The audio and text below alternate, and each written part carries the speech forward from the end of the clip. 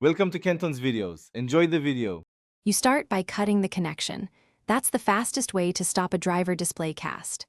First, turn off Wi-Fi and Bluetooth on the phone or toggle wireless projection off. Next, open the car head unit settings and locate screen mirroring, wireless display, or cast options. Make sure they are disabled.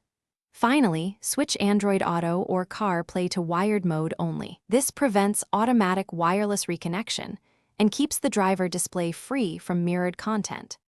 Once done with the basics, remove the permissions that allow casting to recur. You should revoke cast and nearby device permissions for any app that can mirror video. Then unpair and forget the car from your phone's Bluetooth and Wi-Fi direct lists so it cannot auto-reconnect. Also, disable or force stop background services like Google Cast, screen sharing, or your OEM mirroring app. This prevents apps from reinitiating a cast without your explicit action. To finish, restart both the phone and the head unit and verify that nothing restarts automatically. Try to cast from one app. You should see it blocked or ask to confirm a connection. If the cast still appears, check for pinned apps on the head unit and update the head unit firmware.